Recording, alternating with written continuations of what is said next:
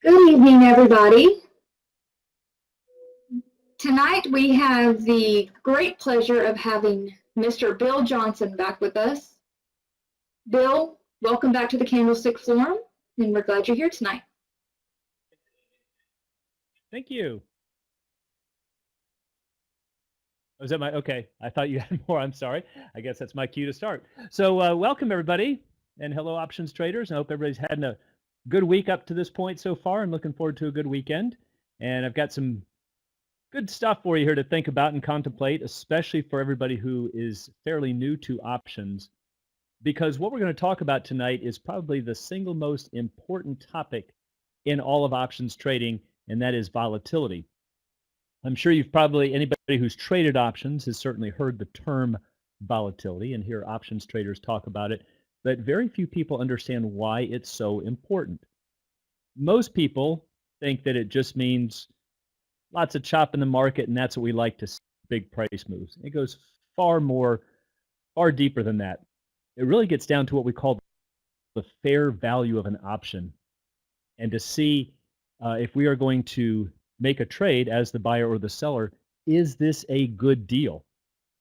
And so it's a hidden role, because unless you know where to find volatility and how to interpret it and how to apply it, you're forever going to be scratching your head when you find out those times that you bought this call and yet you end up losing on the trade.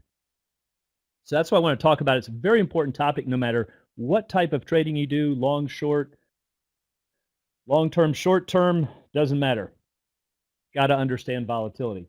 So let's go ahead and get started. And I like to do this little demonstration here for volatility here, because I think it really sets the stage. But let's say I dump these 5 coins out in front of you and give you the choice of picking one. Say, take one for free. Probably reach for the Queen Victoria half penny there, right? Solid gold. I can see it. I can see that that's the most valuable one. What else do I need to know? Well, you need to know a lot more than just looking at value with your eyes. Because had we looked a little deeper at the hidden components, we might have found that this little penny hiding back here is a 1943 copper penny. And for anybody who is a coin collector knows this one all too well. Back, I guess it was during World War II, the government needed copper for building war materials. Ran out of copper. They stopped making pennies out of copper, but they still had some of the copper stuck up in the die hoppers. They started came out of them in copper. And so this guy, I think the most recent sale, if I remember correctly, was in the late 90s, upwards of about $83,000. So you might have thought, well, I didn't do too bad on the half penny. Not true. That's actually a wrapped up piece of chocolate from a website worth about 25 cents. So what I'm trying to show here is that you can't just use your eyes and say, I can see what the value is. And unfortunately, that's how trading. Well, gee, anything that's a $3 option or less is a good deal. And this $12 option over here, my gosh, that's way overvalued. And that is absolutely not true. That's a confusion between the price of something and the value. And tonight we're going to learn how to separate those into 2 parts and how to become better options traders. So as another example, is a $100,000 home expensive or cheap? Depends on what you're getting. Depends on what your reference point is. If this is what you're getting, you're going to say, well, that's overvalued. Even though some people would say $100,000 for a home is relatively cheap. Not true. It depends on what you're getting. What if we looked at a $1 million home? People would say, well, gee, if we're going to be investors here in the markets, we can't afford to buy a $1 million home. That's way too expensive. But what if this was the home? Now it looks dirt cheap. Well, how can that be? How could the $100,000 home look expensive and the $1 million home look cheap? It depends on what you're getting. Okay, yes, and as Alan said right there, as Warren Buffett expressed so well, price is what you pay and value is what you get. And so that's, I'm hoping, really sets the stage of how you have to approach options trading. You cannot look at an option and say because it's X number of dollars or less that it's a good deal. 75-cent option might be grossly overvalued, just like that $100,000 home. And by the same token, a $20 option might be steal of a century. Full standards, they'd say it's expensive. So we need to understand how we're going to value an option, and for that we need a benchmark. So yep, very good, Rick. What's our benchmark? As an options trader, our benchmark is volatility. That's how we get an appraisal, so to speak, on an option to see if it's a good deal or not. So let's talk a little bit about what is volatility, and then it'll make more sense as to why it's important. Volatility, without getting into the math, is just the variation in prices from the average. So we've got a historical chart here on eBay on top, one on Sears down below. And you can see that you think of it as the chop in the water.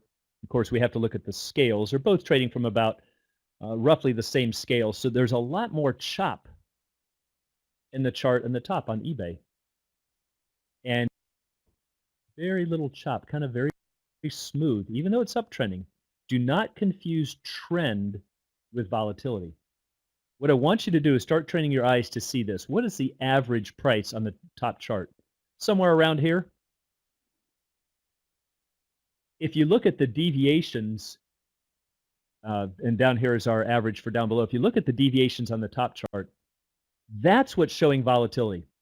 How big are those green bars away from our average? Now take a look at the bottom chart. See how those variations from the average aren't real big? Everything kind of lies on that red line. Not true for the top chart. And therefore, the top chart is going to have far more volatility. And you probably guessed there is a mathematical formula for it. We're not going to confuse ourselves with that. We don't need to understand it, but quite easy to do in Excel.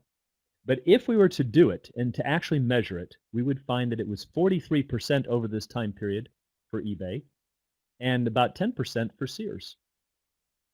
So what I need you to know at this point is a few important points. Volatility is always measured. The bigger the number, the more chop there is in the water. The more it tends to drift away, up or down, from its average. Okay, that's the first thing. The bigger the number, the bigger the chop. Volatility is also not directional. Again, do not confuse that the bottom chart is uptrending and therefore it has more volatility, or that the top chart is moving sideways, basically started and closed at the same price and therefore it has no volatility. It's not true. It's got nothing to do with direction. Okay? So everybody see that? All right. So let's take a look at understanding volatility. What's it going to predict, or at least get a range of future stock prices? All right, now by predict, I don't mean I can tell you by next week or next year what the eBay is going to be. But I can at least give you a range. I can give you a pretty good range of what we should expect. And if you understand the future possibilities, we have a better understanding of what option prices should be worth. So think about it. You've got a stock trading at 50 and the very 51 and the very lowest it could ever be is 49. What are you going to pay for a one-year option? Not much, even though it's a year out to go. It doesn't matter. The stock doesn't have a lot of potential to put intrinsic value into that option. By the same token, you could have that same $50 stock and possibly could be up or down 10 points in the next week. Those are going to be incredibly expensive options, even for a weekly option. So it all comes down to that the option values, not their prices, but the values in that option are determined by the volatility. That's why we have to understand it.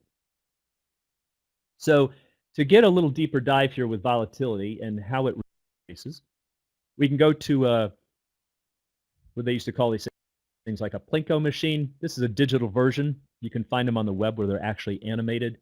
But if you were to drop thousands or tens of thousands of ping pong balls through this maze, and they all have to start at that arrow, they all start striking that center peg, and they start weaving their way through the pegs, bouncing around, and we're going to imagine some imaginary buckets at the bottom, okay? And if that happens, once they land into a little bucket, evenly spaced down there at the bottom, if we did this, this is what we'd get. It's not a big flat mess or a mess at the bottom. It's not a flat line like a lot of people would expect. It's a bell curve. And the answer for this is quite easy to understand. Think about it. When each ball strikes a peg, it has a decision to make. Let's say it flips a coin. Heads, it goes right. Tails, it goes left. On average, if it, let's say, hits 10 pegs, that's like flipping a coin 10 times. You would expect to get 10 heads and 10 tails on average, and therefore not drift anywhere, which means it should land somewhere in the center, and look what it's doing.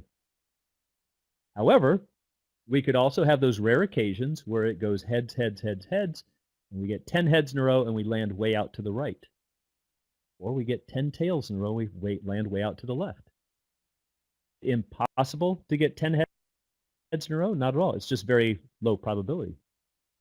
If we sat here long enough, we'd eventually get 20 heads in a row.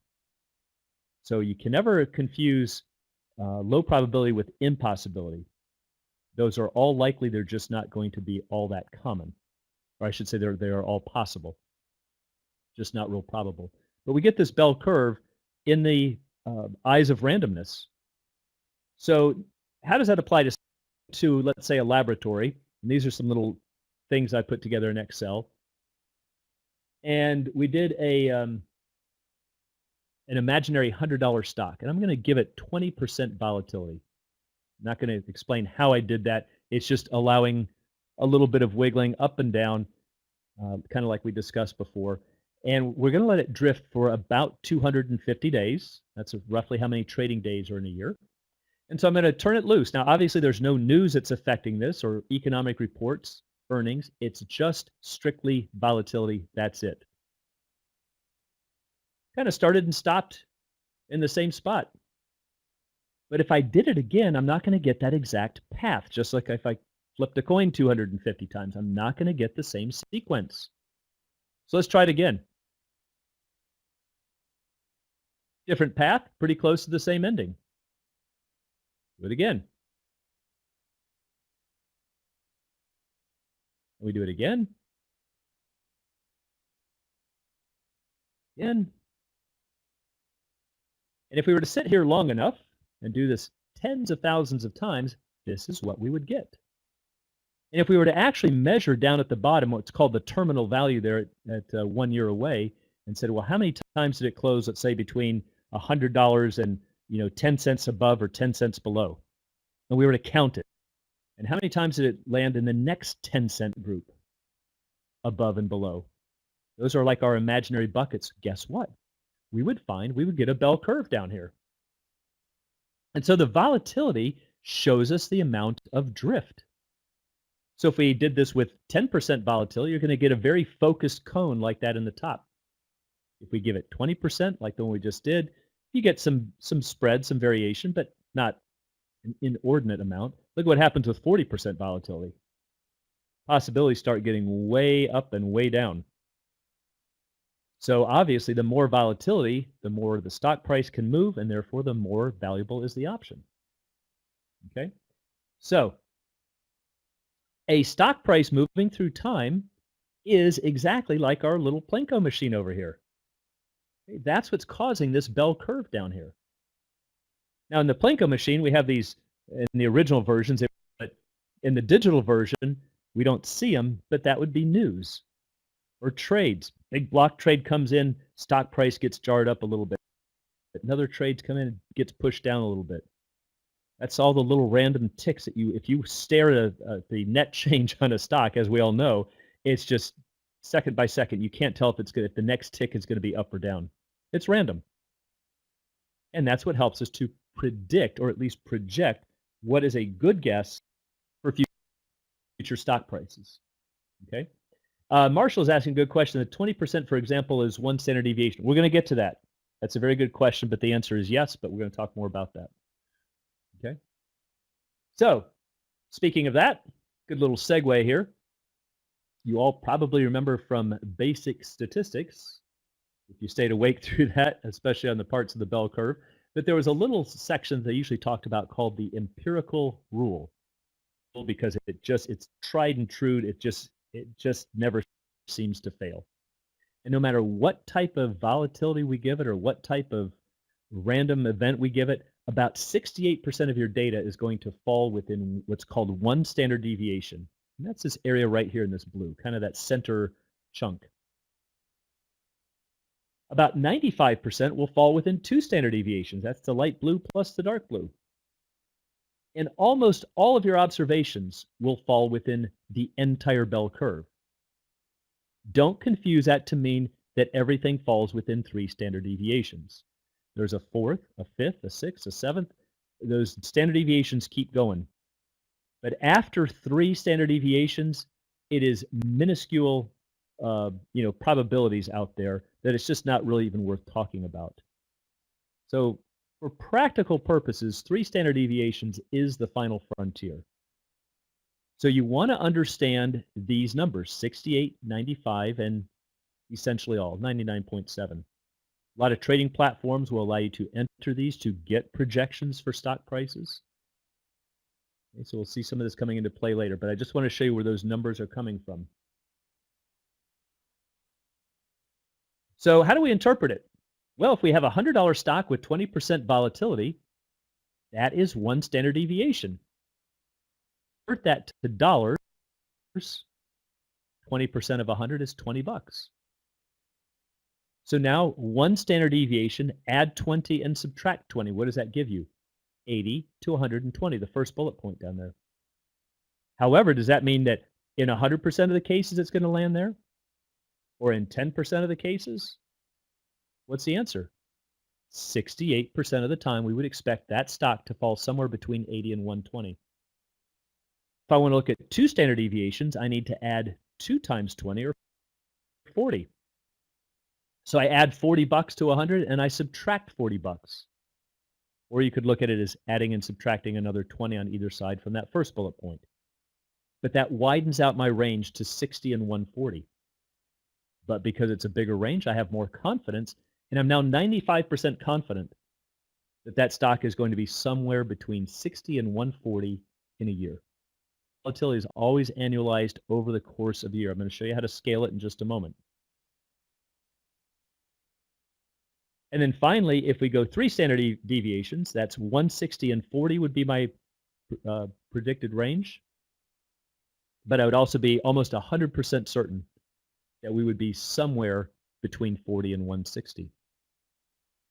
And if you go back, I don't know if I've got another slide here, but if you go back to that chart that I showed, you'll see that the upper and lower bands were right between 40 and 160. And that's not contrived. That is actual simulation. Very, very difficult to break those bands. Now again, don't misinterpret to think that it can't be broken. If we sat here and did this millions or billions of times, could we hit 200? Sure. Could we hit 400? Sure. But if we look at the number of times it hits those divided by the number of attempts, it's going to be 0.0000 for a long time, and then a 1. It will be a very, very remote chance. So once again, I've heard a lot of traders misinterpret this to say that the stock cannot get out of here. Not true. This is just where it is most likely going to happen, the vast majority of the times, 99.7%. Now, if you need to scale volatility, we need a way to adjust it.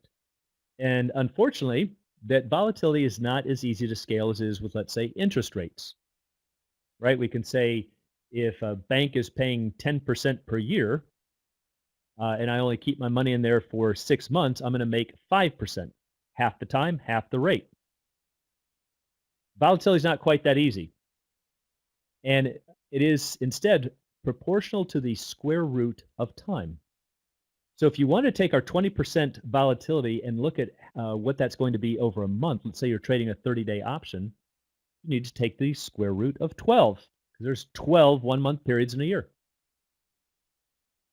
And that would be 5.7, about 5.8%. That's the daily volatility. 52 trading days in a year, but not divided by 252, the square root of 252. Always proportional to the square root of time. So that means it would be about 1.25 or 1.25% daily. There is a little trick that we do, and all good options traders should know this, that we can kind of bump this up a little bit and make that roughly 256 trading days in a year, because the square root of that comes out to this nice round number of 16. So instead of having to get out a calculator and punch up the square root of 252, just divide it by 16. So watch how easy it is. Go back to our $100 stock with 20% volatility. It's exactly the same calculation we just did. We just can't use 20%. So 20% divided by 16, again, is my 1.25%. We run through the exact same math. 1.25% of 100 is $1.25. Add $1.25, subtract $1.25. And that bullet looks like it's screwed up there. So it should be 98.75 on the low end to 101.25. Should happen about 68% of the time that the stock will be there one day. And about a 95% chance the stock will be plus or minus $2.50 by the end of the day. And then finally, we could go to $3.75 or 3 standard deviations. And I would be quite certain that of all the stocks out there trading for $100 with 20% volatility, that 99.7% of them will be somewhere between 96.25 and 103.75 by the end of the day. So it's a very good way to get a handle on just how volatile your stock is, especially for people doing neutral trades, doing butterflies and condors, short iron condors, where, what's likely going to happen. And I've seen a lot of traders get stuck with this, and they'll say, well, I went out 2 strikes on either side. That's really good odds. Well, how do we know? What are the projected ranges? And they run through the math and they go, oh, geez, we're not even close. Exactly. So volatility is a good way to get a handle on some of the risks as well. Okay, so everybody got good with what volatility is and how we can use it. Now, time to take the next step. We can go into a pricing model. The most common, the famous, the one that started it all is the Black-Scholes pricing model. And we have to put in the stock price, the strike price or the exercise, risk-free interest rate, time to expense if any are paid, and finally look what that last guy is down there, volatility. Why do all pricing models need to know volatility? Because we need to know what the expected range of the stock is. Before anybody can tell you an estimate of what an option is worth, they have to ask where's the projected highs and lows. You might not even use the term volatility, but your $100 stock in the next year, I think it could go up to 160 and down to, at least I have a region that I can work with, and I can give you an idea of what the option is worth. But we got to have volatility. So what if we go in and we say the stock is trading for 50? The strike is also 50. We'll look at an at the money. Risk-free interest rate, let's say 1%. Time to expiration, we'll make it a 3-month option. No dividends. But we get to volatility, we go, what do I put in? See, notice that all here, not counting volatility, are all known. If everybody in this room went through a Black-Scholes model with this hypothetical stock, we would all put 50 for the stock price, right? That's what the answer is. What strike are we evaluating? 50. No wiggle room there. Interest rates, risk-free rate, 1%. Time to expiration, 90 days. There are no dividends. We would all have exactly the same answers for the first 5 bullet points. Volatility. And what the model needs to know is what the future volatility will be, or what it's going to be over the next 90 days. Now you're hopefully seeing why volatility is so important. It's the only thing that we don't know. Everything else in options pricing is known. But I might say, well, I think volatility is going to be 20%. Rick might say he thinks it's going to be 27%. Somebody else might say, well, we've got earnings. I think it's going to be closer to 32%. Who's right? I have no idea. We know when it's all over who's right, what's called the historical volatility. But what we need to know now is what the future volatility will be. And do I have a good estimate of what I should be paying for this option? So if we come in here and let's just say we decide that 30% is our volatility. If you were to put that into a pricing model, we'll look at some actual ones in a little bit, it would come up with an answer of $3. think it's actually 302, but for round numbers, it's $3. That $3 figure there is actually a very special number. And this is where a lot of other new traders don't quite understand what that means. They go, why would you use a pricing model? It's the dumbest thing I've ever seen. It's just some guy's theoretical academic exercise of what an option's worth. If the market says it's worth 7, then by golly, we got to pay 7. Not true. This price that you're looking at here, this $3 figure, is actually what's called fair value. And fair value is a very well-known concept in finance. There's a fair value of a futures contract. In fact, many of you know in pre-market data, what if you look on CNBC's site or Market Watch, what do they all tell you? Futures are trading up here above fair value. We're trading at 22 points below fair. What does that mean for the opening of the stock market? So just like anytime you hear the term fair value, what it means is that it's the price where neither the buyer nor the seller can maintain an advantage. It's fair to both parties. Think about it. If they said that the option here was worth $4, we'd be much better off as a seller. It's like the casino, we'd have edge at our side. And if the fair value is truly 3, but we could buy it for 2, we've got a huge edge as the buyer. Well, then nobody's going to want to sell it to you. So if you think about it, if two people negotiate back and forth is what this option is worth, it's probably going to be at a price where neither person is expected to win. That's what that figure is, and that's going to play a key role towards the end of this presentation. So I just want to make sure that everybody sees fair value. Now you can get a pricing model at the CBOE, Chicago Board Options Exchange. You have to click away. I think it's in Education Tools, but an easy way is go to Google and just type CBOE Options Calculator, and it'll take you right to it. So you can see I put in the stock price, strike, 90 days, interest rate, click on Calculate, and it gives us the options value over here. Now notice something else in this calculator. Did they say this is the options price you're going to see in the market? No. They were very careful in their terms. They're saying this is what it is worth. Now, if people in the markets for some reason say it's worth 4 or 5, that's up to you, Mr. Market. We're just saying this is what it's worth, assuming that all of your inputs over here on the left are correct. Okay? So fair value, again, is the price where neither the buyer nor the seller has a long-run advantage. That does not mean in some trades, and the sellers can't win on some others. Of course they do. Very rarely do we land on fair value. It's just that's what's expected. So another example is we could say if we flipped a coin 20 times, we would expect to get 10 heads and 10 tails. But if we did it, do you think we'd land on exactly 10? No. Probability is that we'll land on something different. It is your best guess, but in other words, 10 heads or not 10 heads, much more likely that we're going to be wrong, even though it's our best guess. So that's another mistake that people make when they say, oh, the markets are so irrational, or it can't be at fair value because look at how many times they're wrong. It's got nothing to do with it. When they talk about that, or efficient markets, they're just saying on average that the prices should not be consistently high or consistently low. It's another way to understand where neither the buyer nor the seller has a long-run advantage. Let's take a look at an example. Going back to our coin flip here.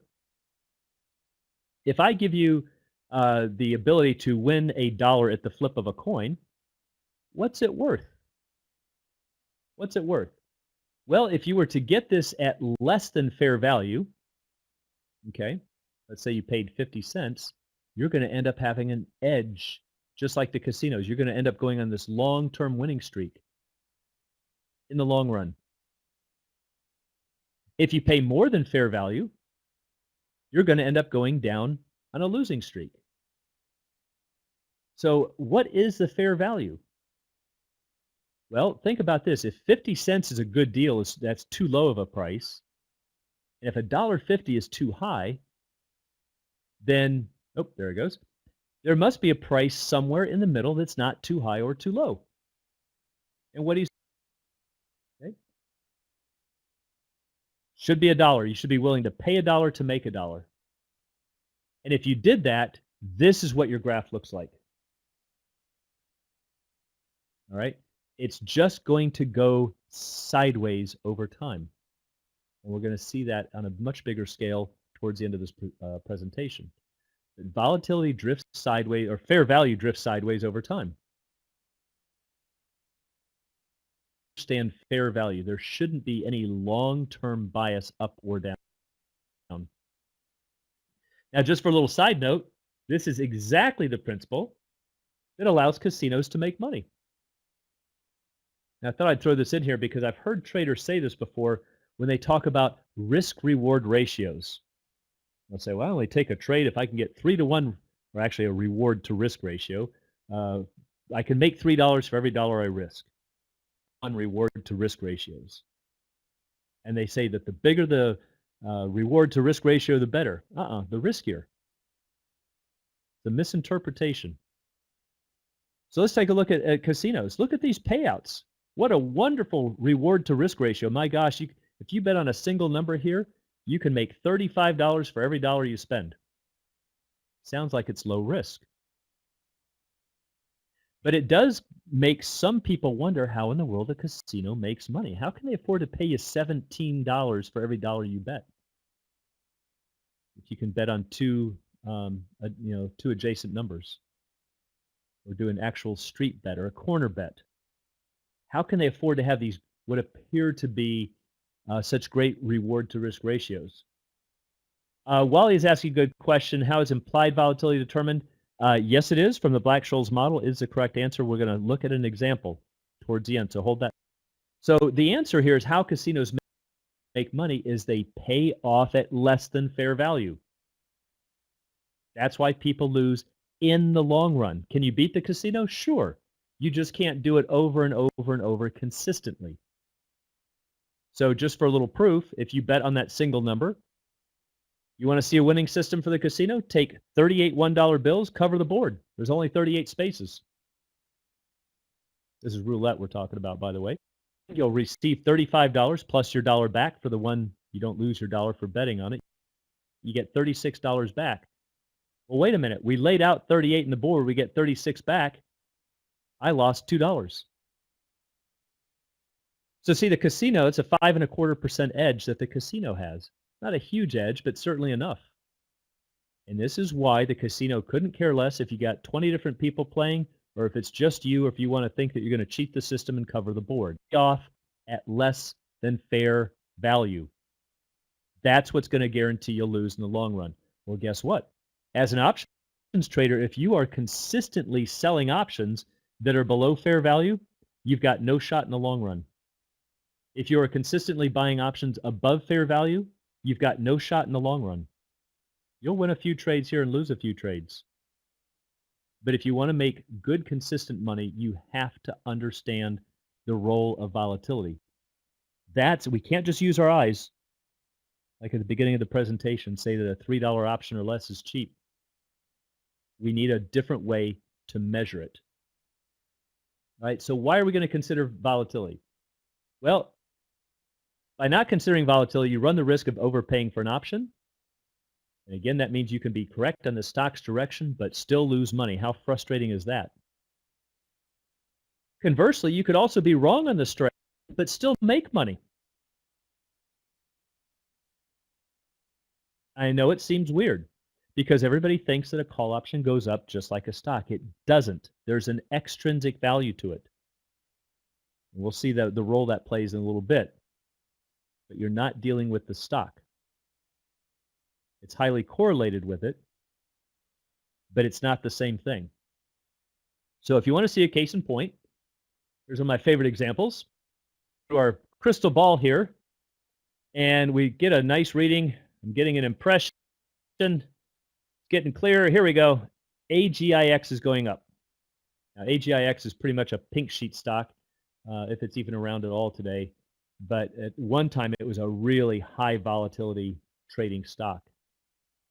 Coming out, had lots of heart medications that were coming out, just lots of positive news around it, and it had incredible volatility, as you're about to see.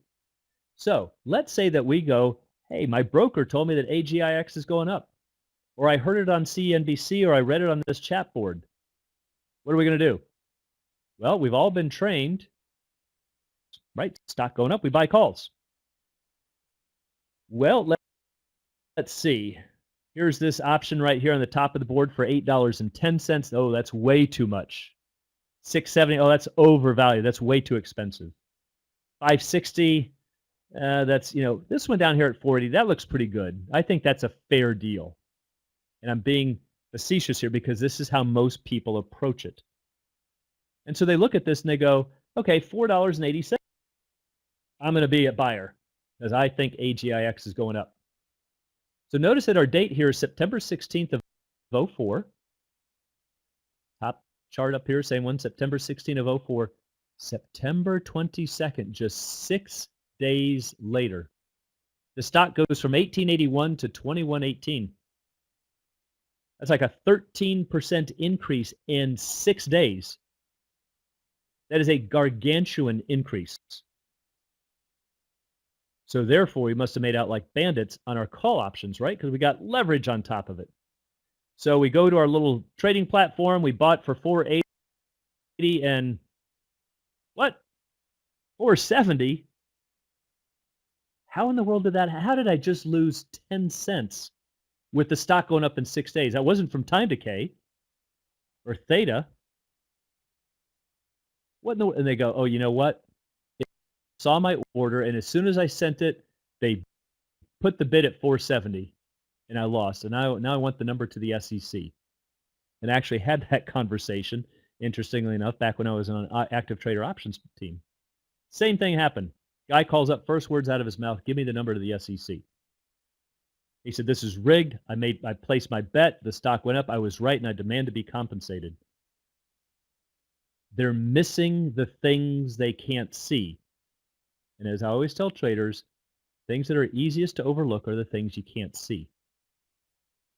Obviously, it looks like it's a rigged market if you're not understanding volatility. Once you understand volatility, by the end of this presentation, you're going to see where the problem was. Okay? So, yeah, JK say volatility crushed. That is an understatement, but exactly the right answer. Okay, so the first thing that you have to understand is that options are two-dimensional. And actually, they're multi-dimensional. I'm going to try and keep it simple right here just for this presentation. And let's make them two-dimensional. And what I mean by that is that if you have, let's say, shares of Microsoft here, there's only one thing you have to do is guess up or down. Right? Stock's going up, I'm going to be a buyer. Stock's going down, I'm going to sell it. Easy. Stock rises and falls dollar for dollar with itself. But this is no longer true. Because not only do we have to predict up or down, but we also have to predict whether it's going to be fast or slow. And that's going to change things. You never ask a stock trader, well, do you think it's going to be a fast move or a slow move? Doesn't really matter if it takes a day or a week or a month. Up is up. It is all the difference in the world to an options trader. We have a speed component. That's why I call them two-dimensional, that is not present for stock. And unfortunately, the speed component is hidden from everyone's view unless you know where to look. So how does this work? Well, let's go back to, I forgot what, 2000, what was it, 4 or 5? Super Bowl, Patriots and Eagles. Now, at the time, everybody thought, as they still kind of always do, Patriots, of course, at that time, they were just dominating team. And we've got a bet on the Patriots and the Eagles. So what I want you to think of this is, let's say that instead of a market maker, we're a bookie. And we here for taking bets on the Patriots and on the Eagles. What's going to happen? Well, everybody out in the market starts talking amongst themselves. And it looks like everybody thinks the Patriots are going to win. Right? So what happens? The bookie comes back and sees that everybody is lined up over here on the Patriots. And what does that mean? It means market You've got no bets. You got nobody to take the other side of the market. Well, we can write that one off, right? Scrap it? No, let's balance it. Let's make it fair. So they start throwing on point spreads. They might say, well, if you bet on the Patriots, we're going to also make you deduct 2 points off the final score before we compare scores to see who wins. We're going to make it a little tougher for them to win. And nobody budges. So they go, all right, how about let's go to 4 points? We get a few people to jump ship. Still not a balanced market. We go to 6 points. What happens here? What are you noticing? As we start making it more difficult for the Patriots, it's therefore becoming more, and the seesaw is starting to shift. I could also do something extreme like this and put everybody over to the Eagles. Now notice what's interesting here is that every single person in this room thinks the Patriots will win. They just don't think they're going to win by 15 points. They'd rather take the opposite side of the bet. That's an important concept. I think the Patriots are going to win, but I want the opposite side of the bet because the point spread's too big. All right, so keep that in mind. But eventually we reach a point where people go, you know what, I can't quite determine which team is the best now. And when that happens, we have a fair value, size of the market. The market feels that a 7-point spread, I am having a hard time distinguishing between them. If I couldn't, I would either swing over to the Patriots or to the Eagles. But once we balance the market, 50-50 shot. We're back to a coin flip. So what happened? Yeah, here it was. I guess it was the 06 Super Bowl. You can see here where was Stardust and Mirage Hotels were offering. And look what the final score was, 24-21, over on the far right. Nancy is asking, is that also called a skew? It is not. It's related, but it would be it would cause the skew. But you still have to have a balanced market. You still have to have an equal number of buyers and sellers. The skew comes from overestimates in volatility. That's a very good question, but they're related but a little different. So back to the story here, 24-21. Who won? New England. What did the crowd win? So yay, the crowd gets to go and collect all their they lost. What do you mean I lost? I bet on New England. I thought they were going to win. They won. I demand to be compensated. You see where the argument's going? No, you didn't. This was not a win-lose bet, sir. This was a win by 7 points, and you didn't beat the spread. Different story. See, that's how options trade, that it's a win-lose, up, down. It's not. You have to beat a spread. So if we go back to AGIX moving higher, where's our point spread here? I don't see a spread. Well, let me show you where it is. Kind of a loose way of looking at it. If I pay $4.80 for this option and I exercise it, it's a $20 strike, my total cost is $24.80. That's what it would cost me to control 100 shares of stock. Well, my gosh, what's the current price of the stock? $18.81. Let's just round it down to $18.80. There's a $6 spread. I could buy the stock right now for $18.80, or I can spend $24.80 and hope that I beat the 6-point spread. See, now it's a different story.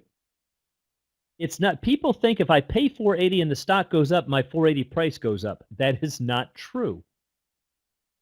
It's exactly like saying you bet on the Patriots and they scored a touchdown, so therefore I start getting compensated. Not true. You have to beat the spread by expiration. Now, of course, if we get a sudden aggressive move, we can see profits before, but still it's a speed component. So the thing that we want to, our next step by the spread, is we want to say, is this point spread too big or too small? Or is it just right? Well, in football, 7 points is not uncommon to beat. For ice hockey, the long shot. So you see we're back to this relative, just like the house example. It depends. Is $10 a lot for an option? Not for a stock that could move 100 points in the next week. Is a cheap price for an option? Not if the stock has no chance of moving. It depends on how much scoring ability there is with the stock. That's the volatility. So high scoring games like football, basketball, things like that would be like having a Google or an Amazon. They have the ability to put a lot of points on the board or a lot of intrinsic value into that option. If you're trading GE, it's like doing ice hockey. To have the movement, not saying it's bad or that you can't do good options trades, but it's never going to pump in a ton of intrinsic value. And those options will be relatively cheap. Okay, so it all depends on volatility. Now, it turns out that volatility moves sideways over time. This is last 14, 15 years or so. I need to update it. But this is on the VIX, the Volatility Index, which I'm sure all of you are familiar with. Just shows us the volatility S&P 500. Notice that there is a long-term volatility level through here, somewhere around 22. But does it stay at 22? No, lots of variation around that. So the VIX actually has volatility. There's a volatility of volatility.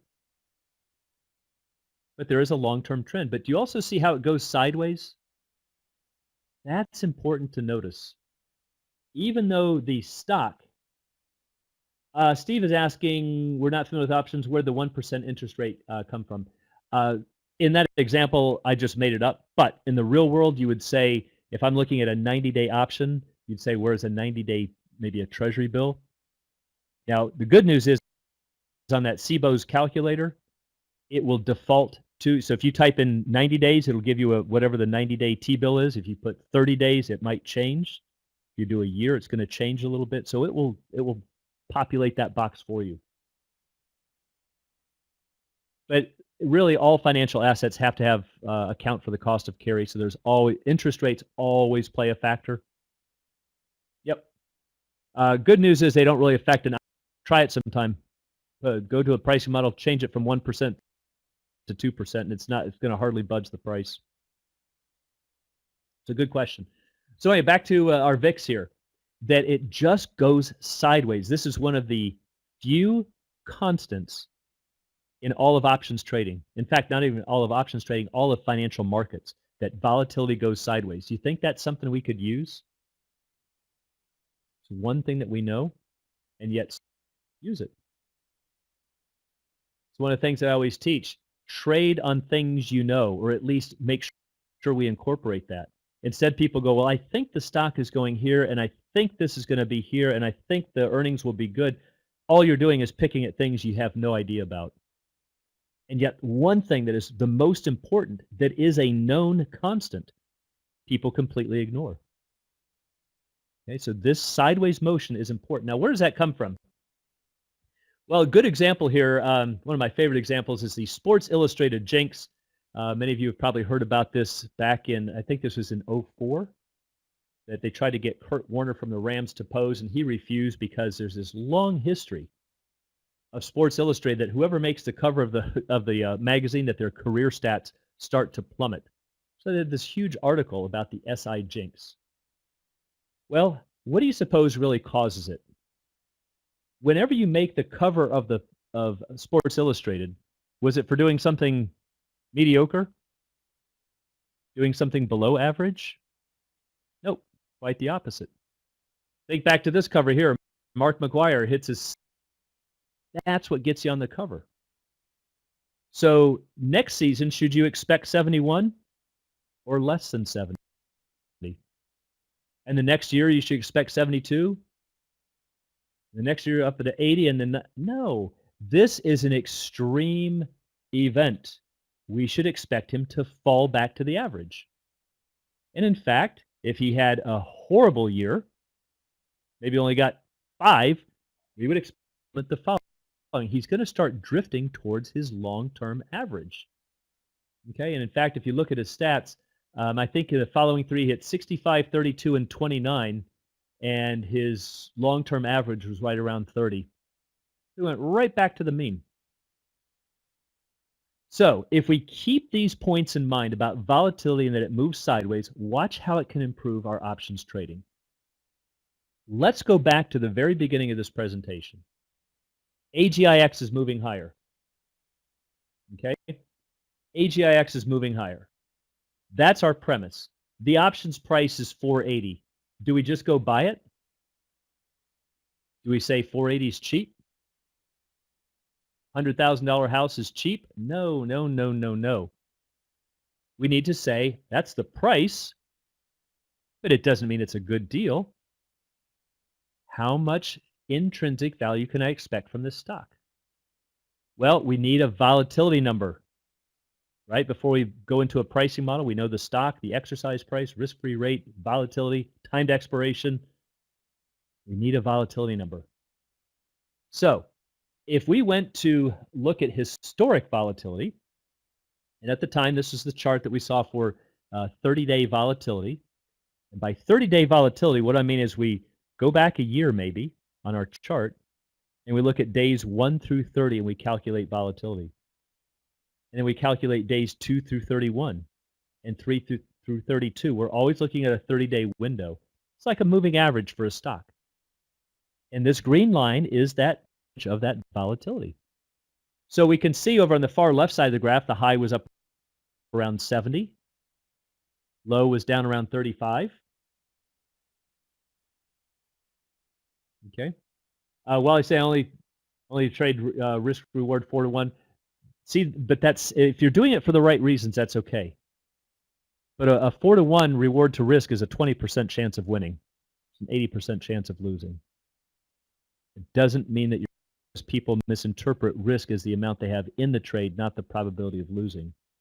So as long as you're okay with taking high risk trades, then that's fine. You want to bump those numbers up like that, 4 to 1, 5 to 1. Okay, but even if you're doing that, you still got to take a look at volatility. But good points. So back to this picture here. High of 70, low 35. What are we going to use for our volatility number? Well, maybe, what's this current number out here? 55 maybe? On the far right? It's probably a pretty good starting point. The weather tomorrow is going to be about like the weather was today. And that's how volatility is. It's usually a slow ebb and flow. But your best prediction of your next time period, next week, next month, is going to be what the current volatility is. So does everybody see how this is lining up right here at 55? Let's give that a shot. I come over here and I put 55% volatility into my pricing model. And we click on calculate. Notice I did the 1881, 20, 29 days to expiration. And again, by the way, the CBOS calculator will populate all this in here for you. I didn't show it, but up here in the top, there will be a quote box. You can type the symbol. It'll populate all this for you. I put in 55 and then calculate, and what's the options value?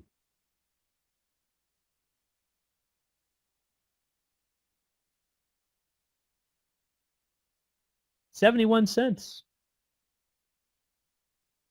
71 cents. How far is that from 480? That's a long way. That is a far cry. Now this is looking grossly overvalued. What do you mean it's overvalued? It's not even $5. It's a cheap option. No, it is not. It is grossly overvalued. Okay, so I'm sorry, this slide got out of place here. I'm sorry for that. So once we go back to looking at our volatility chart, what is the volatility here? I'm sorry, I think this slide got out of place. But if we go into a pricing model, let me go back to, I don't have it. I thought it was in here. But anyway, if you go to the pricing model in the CBOS website, and somebody asked a question about implied volatility, here's what you're going to do. You see this little white box down here in the bottom right-hand side where it says implied volatility? You type in the option's current market price right there. You would type in 4.80 and you choose call because we're looking at a call option.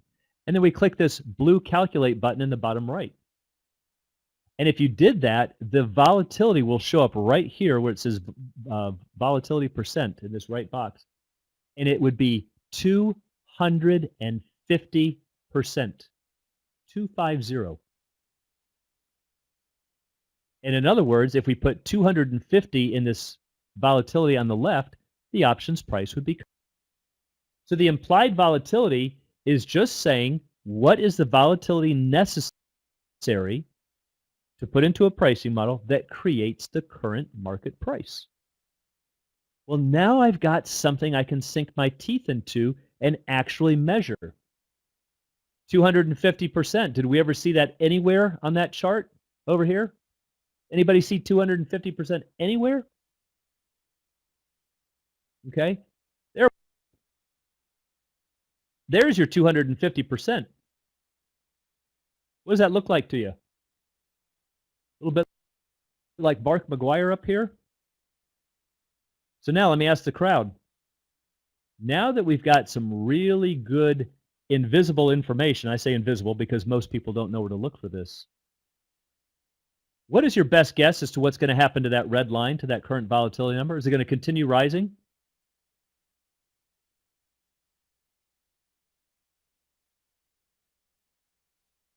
Yep, you're going to see this thing get crushed. Now, the reason it was so high, again, they were looking at these phase 3 clinical trials, lots of big positive news.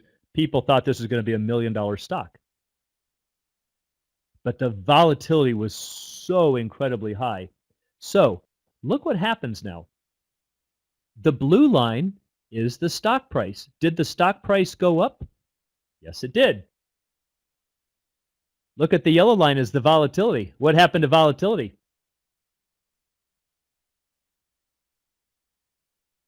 CB is saying, was that 17 cents after 29 days? No, that was with 29 days remaining.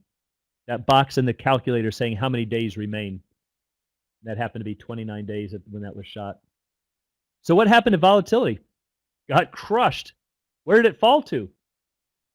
What number is over here that it fell to? Right back to 50% or 55%, exactly what we thought. Exactly what we thought. So this happens what I call kind of behind the scenes. It was going up, but the yellow line was getting pulled down. It's like a tug of war. But because it's an invisible tug of war, people go, oh, it's manipulated. Market makers are ripping me off. No, you just never even knew to look for volatility. You weren't looking behind the curtain here. If you'd been looking behind the curtain, you would have said, oh, geez, this option's going to get crushed. Or at least the volatility. It's going to have a downward effect. So, yes, we got a downward effect from volatility. We got an upward effect from the stock. In that case, the net effect was about even. Loss of 10 cents. So, there we go. We can see the 480 price and then 470. That's because of.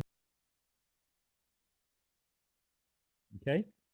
Katie is asking, where do you get the volatility for the stock? Very good question. Most platforms have it. You can also get it on the SIBO's website. There's some good platforms I use like iVol, Livevol, LIVEVOL.com. But most platforms have it. You can definitely get on Thinkorswim, which is now TD Ameritrade, or now E-Trade has it. Most of them have it. It is not the same as the implied volatility. The implied volatility is where the market thinks it's going. So in my example here, the historic volatility was 55%. The implied volatility was 250. Because that's the number you would have to put into a pricing model in order to generate an option worth $4.80. All other factors being equal. But remember, the other factors, there's no wiggle room. Stock prices, everybody had to put 1881 into the stock price. Everybody had to put 29 days to expiration. The one thing we can disagree on is the implied or the volatility, 150.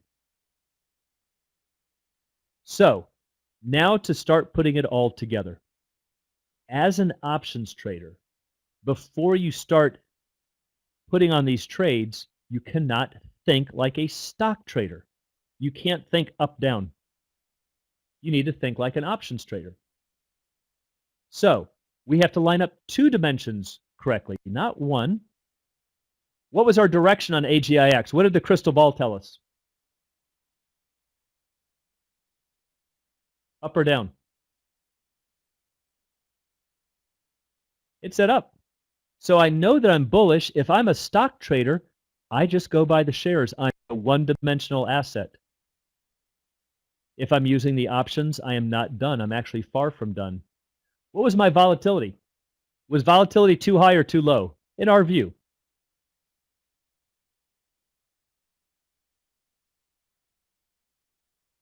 Volatility is way too high. Okay, now, think back to the Patriots-Eagles bet. Remember when I put the 15-point spread on the board and everybody jumped over to the Eagles? Even though they thought the Patriots is too high, you want to take the opposite side.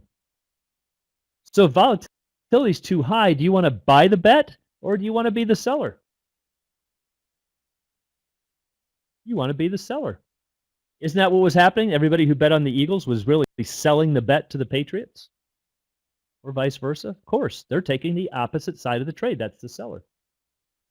So if we believe that the volatility is too high and therefore we should sell the bet, we don't want to buy high volatility. This is why options traders talk about volatility. We'll say, oh, I want to be this, I'm selling vol right here, or I'm a buyer of vol down here. It's not about whether the stock is going up or down. It's a question of where the volatility is. We want to be the seller. We're not going to bet on Mark McGwire hitting 71 next year. We're going to bet against him. That's what it means to sell the bet. So what's a strategy we can use? Here's where strategies come into play. It's not just about, oh, this, buy a call because we think it's going up, or buy a condor because we think it's sitting still. We have to include volatility. So just keeping it simple, and I know there's a lot of new traders out there that might not get into the more advanced strategies that we'd really need to answer to do a better job of answering this, but I want to just make it simple. Between buying calls, selling calls, buying puts and selling puts. We don't want to buy the calls. That'd be buying the bet. We don't want to buy puts because that would make us bearish, and we're also buying the bet. If I sell calls, I'm actually bearish, but I'm bullish. What could I sold puts? Selling puts is bullish, but we're also taking volatility into account. Now I'm lining up my tug-of-war teams, volatility and price, on the same side of the rope. I've got everybody pulling in my direction. Okay, so now by selling puts, I'm bullish. I can make money if the stock rises, but because I've sold the bet, I will make money or also improve my cash if volatility falls. So look what happens here. We go back to our quote board. What was the bet? If we sold that for $5.50, I could buy that back for $3.90. Why was that a winning trade? Because it took volatility into account. It took direction and speed. Notice again over here, the person who, if we sold calls, volatility's high, just sell. Sell options. Not true. If we sold the call for $4.40, we would have bought it back for $5.10. Why? We were correct for selling volatility, but we were wrong on direction. What if we bought the option? This is when we saw if I paid $4.80 and sell for $4.70, I was right on direction, but wrong about volatility. I'm on the wrong side of the market.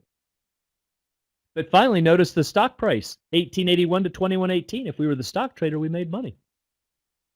Because a stock trader is only an up-down asset. Now, the good news is we can control the point spread. I talked about that in the recent article on Wednesday, where if we bought deeper in the money options or had ways of mitigating the point spread, I could have also made these winning trades. I didn't, unfortunately, at the time, I didn't shoot these. But what if we'd gone deep enough into the money? Let's say if I bought, let's see, now those didn't even do it. But if we'd have gone deeper in the money, we could have actually purchased and sold them for more than what we paid, but we'd have to get rid of the extrinsic value. We'd have to have gone much deeper in the money. This is why I tell traders when you're just starting out with options, at least go a strike or two in the money. That way you don't really have to understand volatility and do all, but at least you're starting to reduce the point spread. It's like saying I'm going to, over the next 10 football games, I've only got a 2-point spread instead of 12. It definitely is going to help, and now you have to be much more right just about direction. Okay, so the good news is once you get understanding, good with options and understanding strategies, we can certainly tweak these to be virtually anything we want. I can make the point spread anything that I want. I can make it where the stock goes nowhere and I'm going to win.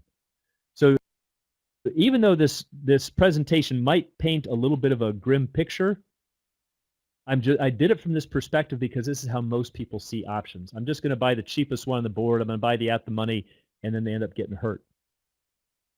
But I don't want you to think that all options face this. Okay, I think I even mentioned that article. Theoretically, if you had an option with a 0 unlimited time to expiration, that would trade for the stock. So all of you stock traders mathematically are options traders. You're just trading a 0 strike with unlimited time to expiration. What if you only want to be in it for 90 days? Wouldn't it make sense to give up some of the upside, even if it's 20 or 30 cents, in exchange for greatly cutting down the downside risk? Now you're starting to see the option advantage. Okay, so I just hope that this idea of volatility will at least encourage you to learn more about volatility, what its role is, where it comes from, how to find it on a platform, and how to take it into account. So one of my favorite quotes from Einstein is definition of insanity, doing the same thing over and over again and expecting different results.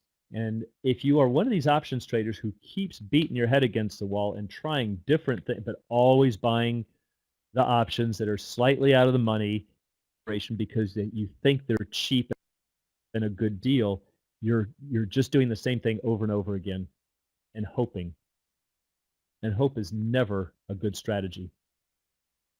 You need to start looking through the eyes of volatility, and only then will you start seeing a difference. So I'll stick around for some questions here, but I think most of you know that we are doing a promotion here for some options courses, Alpha Trader and Strategy Lab, and I understand that there is a news at stephenbigelow.com/alpha.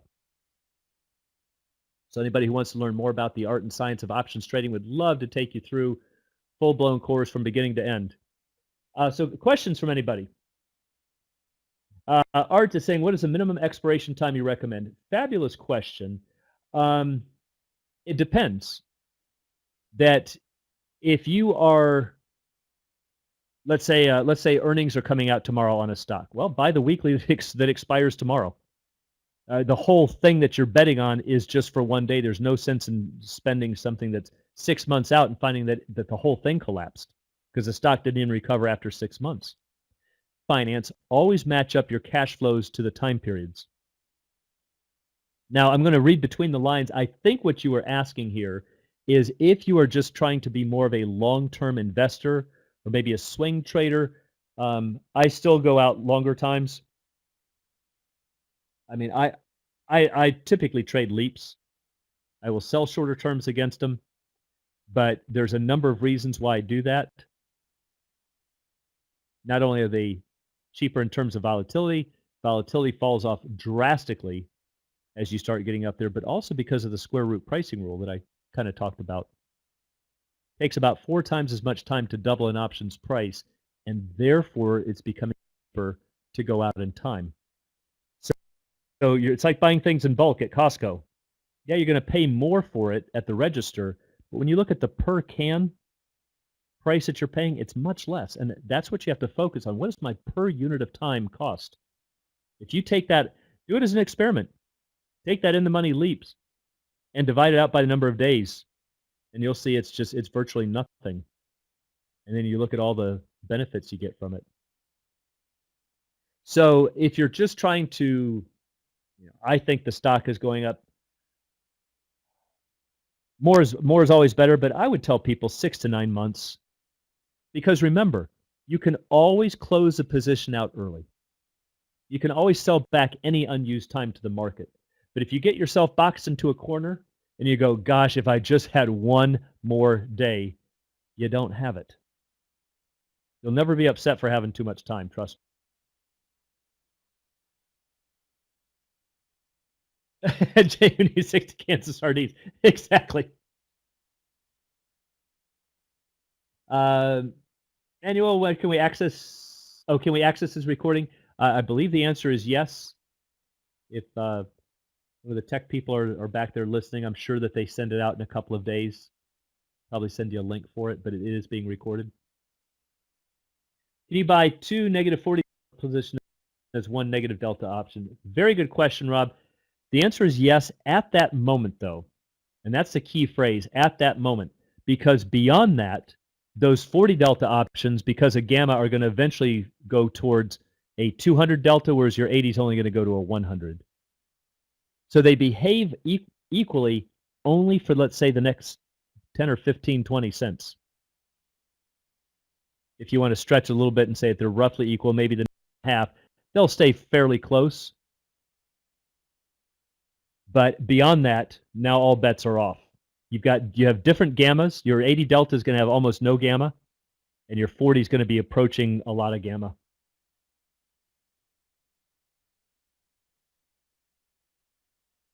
Is it true that for a spread trade like a butterfly, you have to reverse the role of volatility when volatility is low sell premium? That's again a good question from everybody tonight.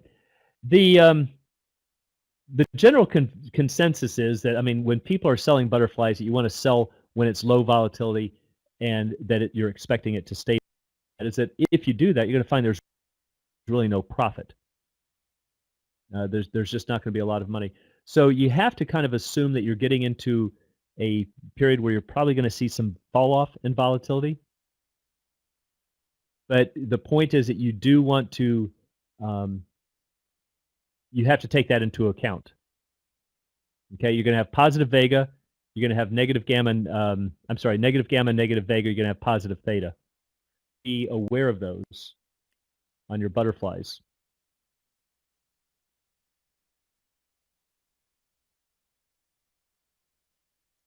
Is there a website that will show the fair value of options without having to do the calculation manual on the CBOE's website? I don't know of any that do it for free. There's a number of pay sites that do it. The problem is, though, is that we, again, to even generate fair value, we have to know what the future volatility is going to be. So do you want to just take that person's assessment as to this is what I think future volatility is going to be? Well, I mean, who is he or she? Why do we want to necessarily use theirs? The market consensus is probably the best, but we always have to measure that against historic. So even if you don't go and actually stick it into a pricing model, if you at least see where the relative changes are. It's one of the things I like a lot about on the E-Trade platform. They will show you where the historic is to the implied, and you can at least get a gauge if it's high or low.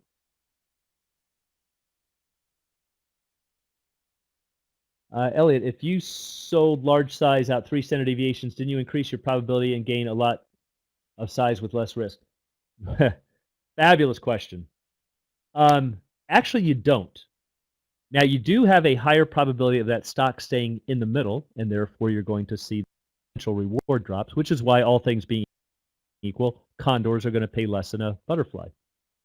But there's another thing I didn't even address it here tonight, is which I do talk about in Alpha Trader, is what's called normalized vega. And that's how we convert it to a percent. And the normalized vega is through the roof on the out-of-the-money options. So take it as an example. Go to the CBOE's website, the calculator, put in, just make something up, do an at-the-money, double volatility from 20 or from 10 to 20 or 30 to 60, and you're going to see that options price will double the at-the-money. But now make it an out-of-the-money option, and it's going to be dirt cheap. Might only be 20 cents. And now double volatility, and you might see that thing jack up 15-fold.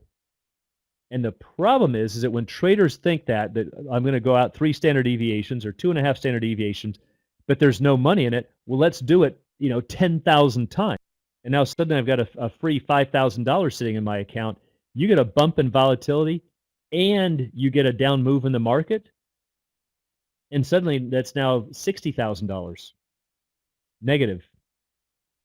So you have to be aware of what's called normalized Vega as well. And that's a very big risk of people that sell very far out of the money options in size. But the probabilities are going to be higher, but that does not mean it comes without risk at all. I don't know if that's Philip or Felipe. I hope I'm pronouncing that correctly. Which option software do you use and recommend? I use quite a few, but for the trading platforms, mostly Thinkorswim and E-Trade. I loved it when it was Option Monster and Options House. I have to say I'm not real thrilled with what they've done. I'm hoping that they're just migrating it over to the E-Trade platform. But the Options House platform there were some features in there that were just mind-bending, and they stripped them all out. So we're hoping that they're going to eventually come back in. But TOS is still probably the king. It's just that it's difficult to learn. Volatility is a market perception, is intangible and something that's a contributor for volatility to increase or decrease. Is it volume? Is it how fast the stock price moves? Is it market maker manipulation? Many good comments. It is primarily a perception. So if you have a situation where in fact at least on the old versions, you could see the implied volatility starting to rise going into earnings every single time. I don't care what stock it is. The more volatile the stock, the more you'll see that ramp up. And so it's just if people suddenly feel that there is a better chance for a stock's price to move, what's going to happen? They're going to start getting into bidding wars. So think about this. I tell you that we've got this $100 stock, it just moves up a little bit, down a little bit by the end of each month, and it's trading for $3. But now news comes out. This stock is going to get acquired by Google, and it might be $200. What happens to that $3 option now? Just remember, nothing has changed with the stock price. Nothing's official. It's just somebody's guess. Somebody says, well, I'll give you 310. I'll give you 320. My gosh, I'll go 450, 5, 6, 7, 8, 9. Suddenly the option's trading for $9 and the stock price hasn't moved. How do you account for that? The only way to account for it in the pricing model is to say that we're using a different volatility. So the implied volatility is strictly a perception. Now, even for people who say that they don't ever want to trade options, I'm more comfortable with shares of stock. That's what I've always done. Whatever your reason is, I always want delta 1, gamma 0. Lots of reasons that might be true. I still can show you better ways to do it, but just hypothetically, if that happens, that I'm sorry, there goes. So when you have the implied volatility, I'm sorry, if you go to the, where are we going? With the implied volatility, that it's strictly a perception of the market. It's all based on news. And so the stock traders can use that to also help predict with what the market thinks. It's a little bit like saying, I'm trying to place a bet with my friend over here with the Eagles and Patriots. Let me go see how the Stardust is. They're giving Patriots a 7-point spread. So it can give you tremendous insights into what the market thinks. There's lots of reasons for understanding options, even if you never plan to trade them. But once you understand them, you'll see that there's no reason to ever trade the shares of stock. Because anything you do with stock, I can do with options, and I can do it better. Even if I want to replicate stock, I can get delta 1, gamma 0. I can buy a call with you with a stock, and I'll probably pay 20% of what you're paying. And we're in exactly the same boat in terms of risk. Exactly. So whatever you're doing, I'm doing it for 80% less. Be far more cash efficient. And that means I can spread my money thinner. So again, the strategies become very fascinating once you see that we can make these risk-reward profiles virtually anything that we want. Do you prefer buying options with more intrinsic value than extrinsic? In almost 100% of the cases, yes. There will be times, breakdowns, you want to get that that higher gamma and that higher vega, especially with the vega, especially on a breakdown. You're playing breakdowns, you want the cheaper options with lots of vega, because that's more of a vega play. But for the most part, yes, if I'm just buying calls or puts for playing basically a direction, I'm not too worried about the speed. By all means, you got to go 80 to 85 deltas.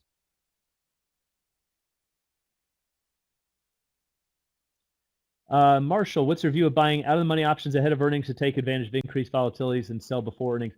Good strategy. I like it. Usually we do that with straddles or strangles, because then you're capturing it twice. And that way, if you do happen to get a move from that too. The problem with just doing the out, I think you said no, I'm sorry, you said out of the money options, but it still kind of implied that you were either doing a call or a put. You still have to get the direction right. But if volatility rises, all options, calls and puts, have to rise. So here's kind of a neat little puzzle. I got that $100 stock trading for 20% volatility. The news is that there's going to be tremendous upside earnings. Rumor, all positive news. And the implied volatilities on the calls go up. Guess what? Implied volatilities on the puts go up through put call parity. They all have to rise and fall in terms of implied volatility together. So if you're going to play that for a strategy going into earnings, which I completely agree, you want to get out before the earnings break, but just take the vol pop. But do the calls and puts, because in that way, no matter where the stock is drifting, you're also capturing that too. Yep. Exactly right. Well, buy the rumor, sell the news. It's a volatility trade.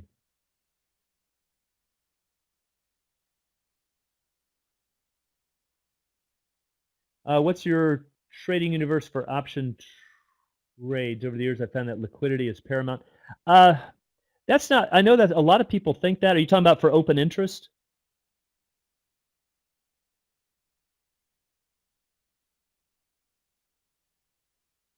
Yeah, I don't follow the open interest that much.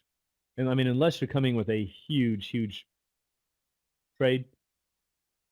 Bid-ask spread is something, however, we can also control the bid-ask spread by looking at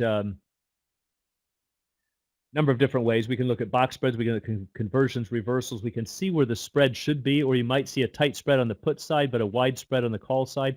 And mathematically, we can transfer it over and see where are these, because remember, most of the trades today are picked off by electronic programs. We can find out where these machines are most likely to pick these things off mathematically. But for everybody who's new, if you go for the midpoint, the halfway point between the bid and the ask, which all good platforms should show you, you're probably going to get picked off, because that is the theoretical fair value. Rick, historical volatility is what usually gives you a fair value. Implied volatility is what the market thinks future volatility is going to be. That's exactly right. That is exactly right. Yep. Historical volatility just says this is typically what it's been in the past, but all that can be out the window. News. So yeah, it's implied volatility is what we might call the forecast volatility. It's what everybody thinks it's going to be worth. Talking about open interest, does the volume matter if you're not trading more than 100 contracts at a time? I've never seen where it does, ever. Because the main thing is that if your option, if you're correct about the direction, assuming you're doing an in-the-money option, which is where you're going to have to start worrying about the spreads, they can't cheat you from the intrinsic value, because you can always exercise and cover. And there's not much extrinsic value there anyway. So there's not a whole lot to worry about.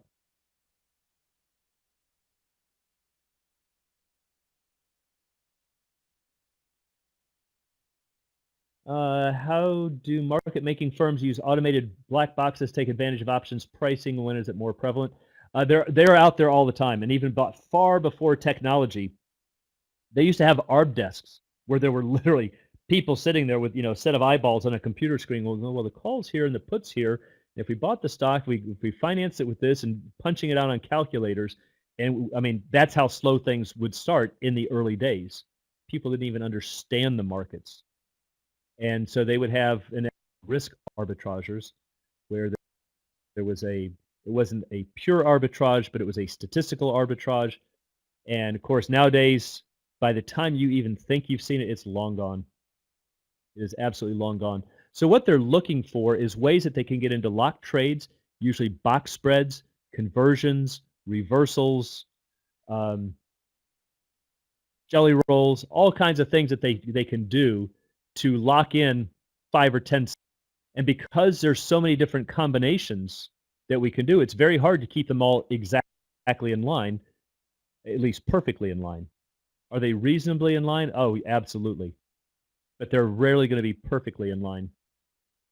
Anybody who's ever done currency trading has probably heard of triangular arbitrage.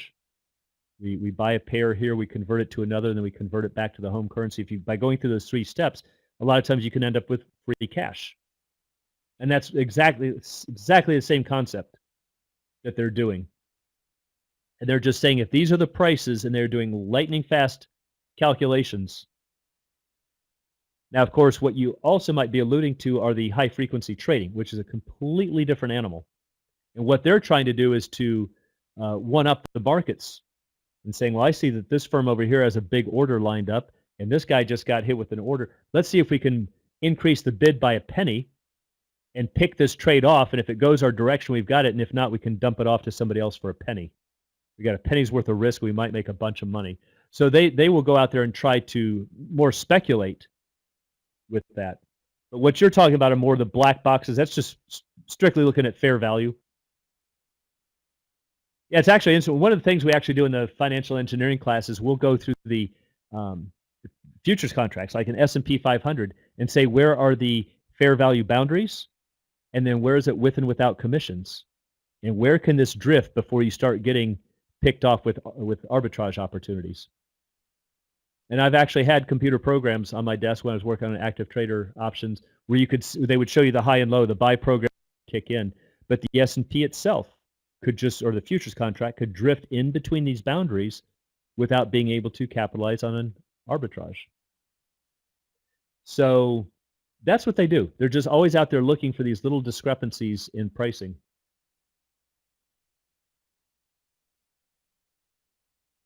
Good questions, man. Great group out here. Loving all the questions. Trader correct direction, but you have to look at the option price compared to the option value, which is the second. Correct. Well, the second dimension is exactly, you're trying to get an assessment about how much volatility am I paying for. See, again, I can't say that a $3 option is cheap. If that $3 option is priced at 60% volatility, but the historic has probably been around 20, it's grossly overvalued. You got no shot. That's like exactly like taking a football bet with a 25-point spread. You've got virtually no shot of winning it. You can't say, well, gee, they'll sell me the ticket for $1, therefore it's cheap. It's got nothing to do with it at all. It's all about the spread and how likely are you to win.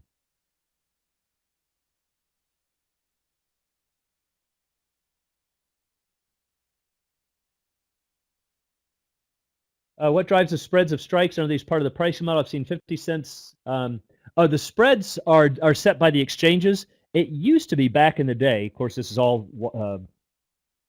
free for all now. It's pretty much on a case-by-case basis. But back in the day, it used to be if stocks traded below $50, they traded in 250 increments. If they traded between 50 and 200, they were in $5 increments. And if they traded above 200, they were in $10 increments. And that will still generally hold true today. You might see a stock that has a 190, 195 strike, and then a 200, and then it'll go 210, 220. They'll start counting by tens. But now we've got the dollar, we got the penny pricings, we got the dollar options. Each exchange, I believe, can select 30 stocks that they can price in pennies. And so a lot of it just depends on where they think they can sell, if there's a big enough market for it. So there's not really a hard and fast rule anymore. But the basic rule is that cheaper stocks or shorter term to expiration. So you might look at something like Apple. 6 months out will trade $5 wide, but in the weeklies will trade $2.50.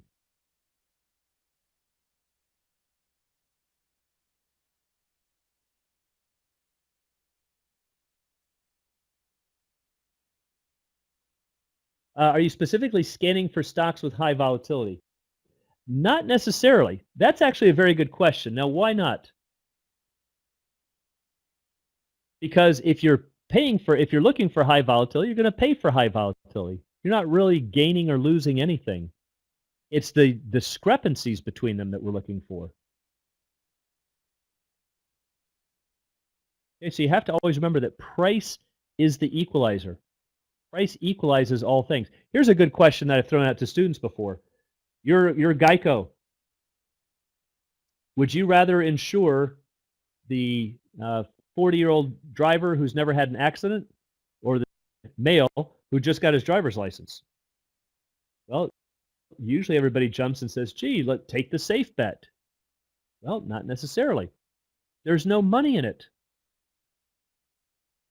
How do we equalize the 16-year-old kid? He's going to be paying through the nose for an insurance policy. So you can't just say, oh, I want to go sell only to high risk or buy high risk, because you're going to be paying for it. What you want to look for is, in an options trading term, you want to find the 40-year-old driver who's never had an accident, but that's priced like the 16-year-old kid. It's the discrepancies that matter. But if you just go searching for high volatility stocks, you're going to get very high priced options. And if they're trading at fair value, what have you gained? Not a thing. Exactly. Parents pay through the nose, just venting. Yep, and can continue to do it.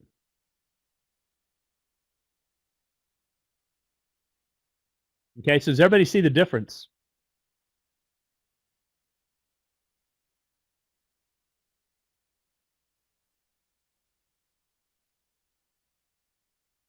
You search for stocks with discrepancies. Then you can actually, there are a lot of scanners. You can do it in Options House or E-Trade. I'm still having a hard time calling it E-Trade now, but E-Trade, formerly Options House, has some built-in scanners. You can do it in TOS. You can do them in LiveVol. LiveVol is a phenomenal program, but it's a little bit expensive. So I believe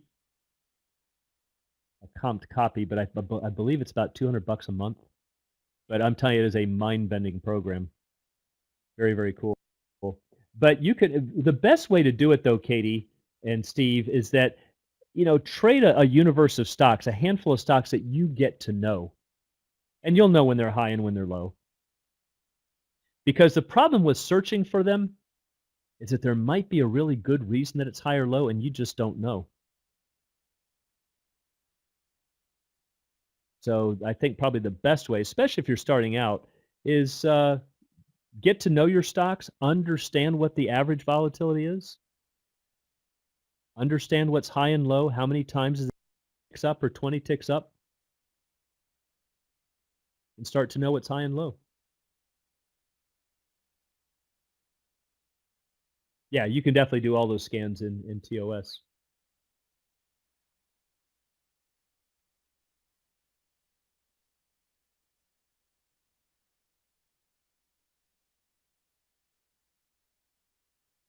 Are you referring to the volatility of each option? Yep, very good question. Theoretically, all options should, or at least all options of the same expiration month of a same stock, should have the same volatility. But they won't. And this is where we get into the skews. Okay, so the skews actually come from, in economics, is what's called a preferred habitat theory, where you get people that are just lining up at different strikes due to different needs, different outlooks, and they will bid these things to different implied volatilities. As you actually start trading the skews. So if you think skews are going to start getting bumped up or starting to fall down, which is one of the things that live vol will show, you could do, for example, butterflies. Buy them if you think they're going to be folding up, or sell them if you think they're going to be coming down.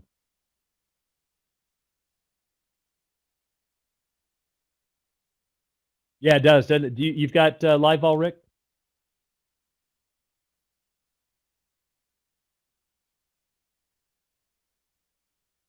CB, it could be for each series as well.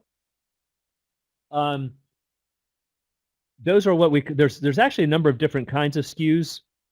I didn't really get into that in tonight's presentation, but there's actually what's called a put-call skew, which is by series. There's a positive-negative skew, which is looking at distance. So if the stock's at 100, the 105 strike should theoretically be trading at the same as the 95. They're 5 points apart from the current stock price. And the 110 should be trading at the same vol as the 90 because of through our synthetic relationships. But you're going to find out that rarely happens. See, those are positive-negative skews. And we also have tilts, skews and tilts. So the skews are looking at if we have different expirations. I'm sorry, different strikes with the let's say on the x-axis and the months up top, or we can have the months on the bottom with the strikes on the vertical. So we're looking at skews across time versus across strikes.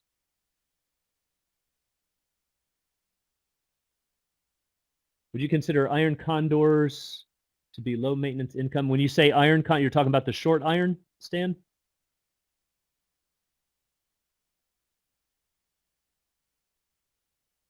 Okay. Consider to be a low maintenance income trade, say, that depends. I think 2 months might, for most people, is going to be a little bit much for an iron condor. If you can make it work by going shorter for a number of reasons.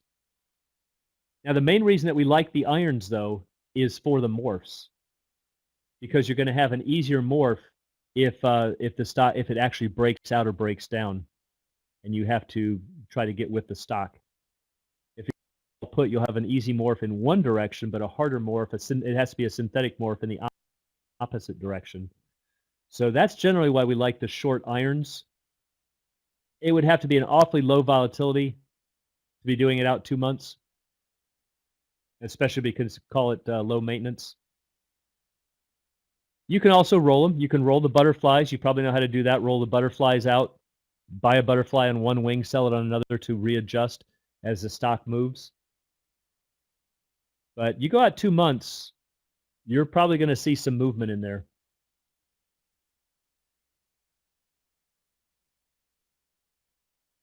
Thank you, Manny.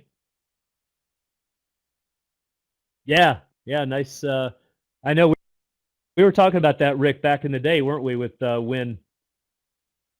Big fall off, and then so many good opportunities out there, and that's one of the things I always find exciting about the markets. But you always have to consider volatility.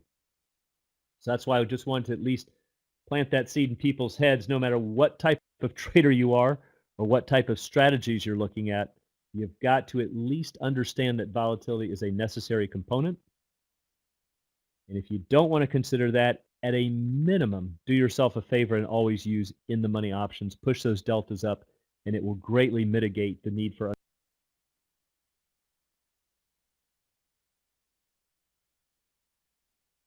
Any final questions? I think we're probably about out of time. But I want to thank the group here. You guys have been, and girls, awesome group tonight. Seriously, fabulous questions. One of the more informed groups I've spoken to in a long time. All of you are doing an amazing job, so keep it up. Thank you, Diana. So as always, if you have any questions, I don't know if you can get them, how it works, if you can route them to Steve and route them to me. More than happy to answer anybody's questions. And Rick, still learning? Hey, I am too. I'm not afraid to say that the day you stop learning is the day you don't succeed in this business. Things just change so much. But I have probably read every single options book, finance book, econ book on Amazon. That's no exaggeration. I go through probably 2 a month. That you can never ever stop learning. So, yep, keep it up. Yeah, especially in this business. Well, I appreciate that, everyone. So I want to wish everybody a great weekend, upcoming weekend. Continue to think about volatility. If you can, whatever platforms you have, kind of explore it.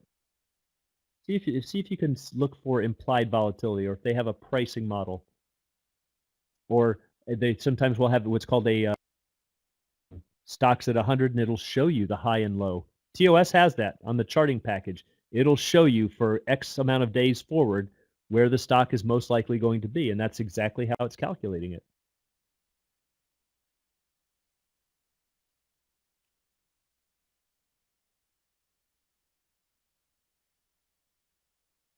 Yeah, volatility constellation. Yep.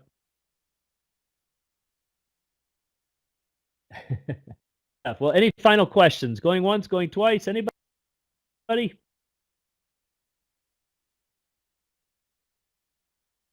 are your favorite books? Actually, you know what, Keto, it's an interesting point about other than your own. My own are not my favorites.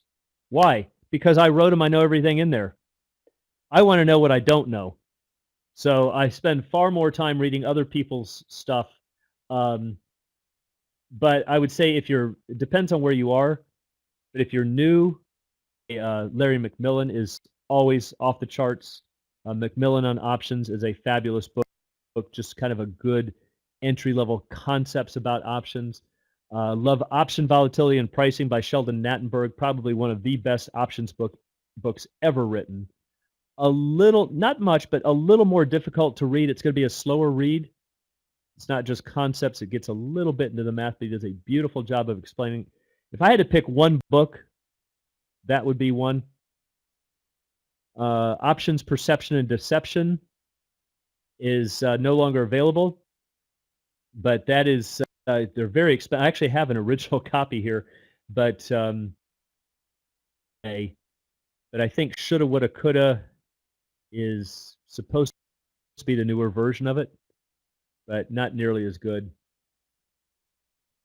Yeah, exactly.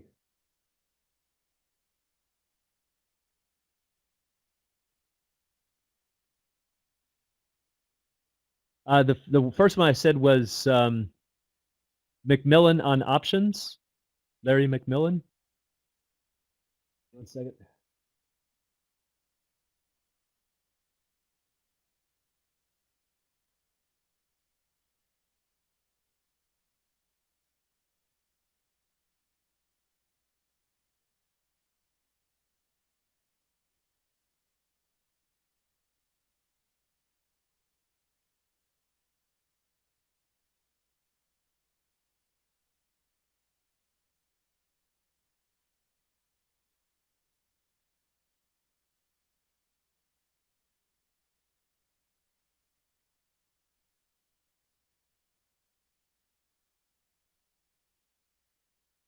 Yep, all good, all good. So, again, I'm just a big believer in read all you can. The longer you've been doing it, don't expect to learn tons from any book. A lot of it's just going to be rehashed, but if you can pick up one or two little gems in there, you're just that much better. Keep reading, keep reading, keep reading.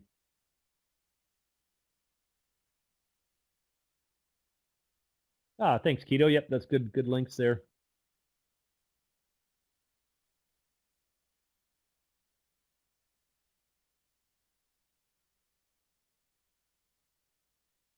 After expiration on Friday at 4 p.m., your short put is out of the money. After market trading, short put is in the money. Thus, can you be assigned? So you've got a short put, and it closes after the bell. If you did not close that option out, yes, you could be assigned. That's why we always close. I think I talked about it on the last webinar as well, too. The same thing can happen for your long calls. They might expire out of the money. Usually have till about 5:30 to exercise them. If that thing pops, maybe from earnings release, short the stock in the after hours and exercise it, and you can lock in that gain.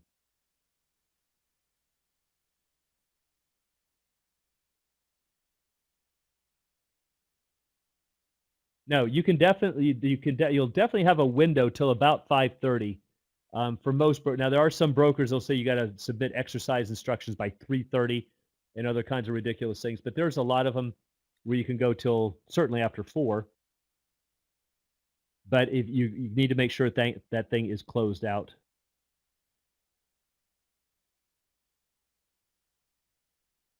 Are they showing how much perception and deception is on Amazon?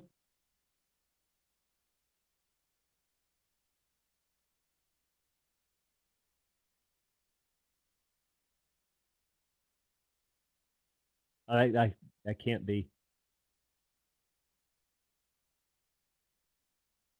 No, I can't. On eBay, sometimes they're $500 and $600 for perception and deception.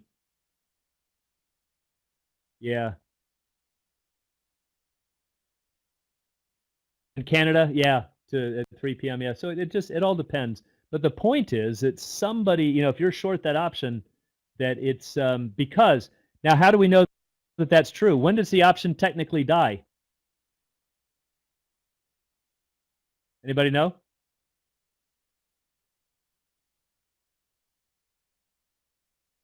When does the option Saturday following the third Friday?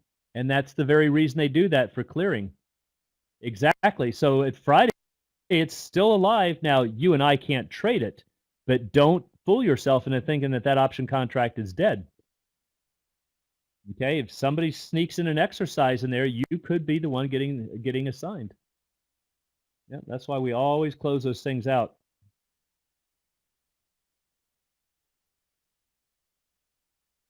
Well, they've come down because I used to every once in a while jump in and I've seen them on eBay for $500 and $600. They get ridiculous prices sometimes.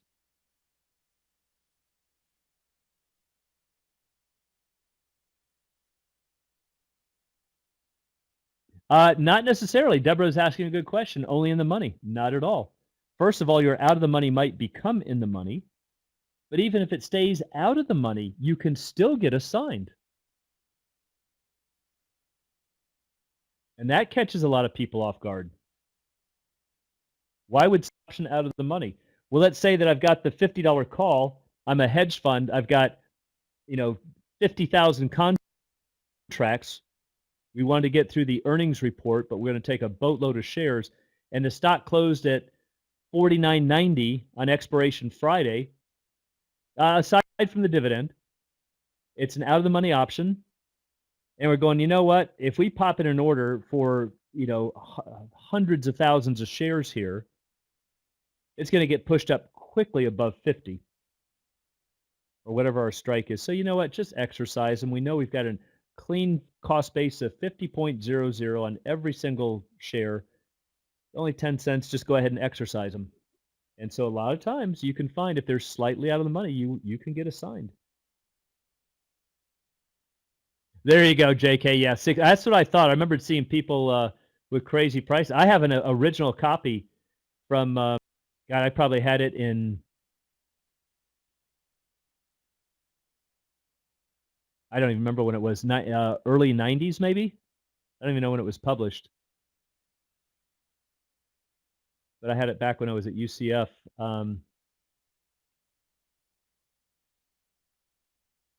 Wow, that's actually not, that would be worth it for $80. Yeah. Yes, Deborah, it is rare, relatively speaking, but it is not impossible. You see it actually happen quite often. Yep. So when I was on Active Trader, we used to have a lot of people get caught with that. This is another reason why you have to understand the ins and outs of options trading. These are all the things that we want people to understand, which is what we go through in Alpha Trader course from beginning to end.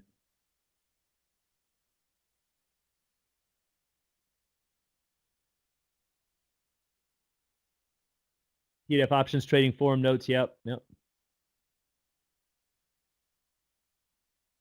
Dynamictrend.com. I don't believe I'm familiar with them.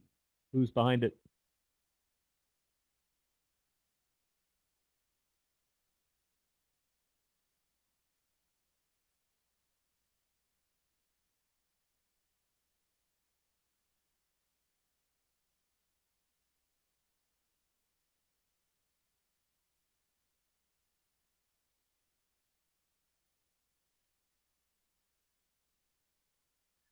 I believe that the 101 talks about it. Yeah, I definitely talk about an alpha trader because that's something that you have to understand. Traders get caught with that stuff all the time.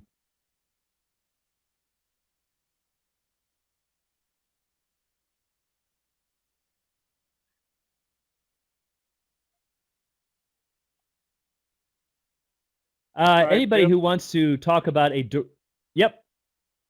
Yeah, good stuff again. Okay. Lots of good information. So, Very yes, good. Well, I if you have appreciate additional questions, yeah, go ahead and email Bill or get a hold of me, and I'll make sure the question gets to Bill.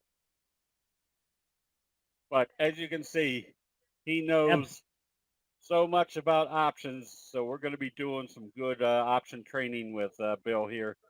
I guess we're getting started. I'll have to check with Pat. So thank you again, Bill. Yeah, we'd Good love to have stuff. anybody. Definitely would love to have you in this. So please check with Steve. And if you want to do some more webinars coming up, just let me know. All right, good. All right, thank you again. This is good stuff. Thank you so much, everyone, for making it here. We appreciate it. Have a great upcoming weekend. We'll talk soon. Thank you. Thanks, Steve. All right, and thank you, everybody.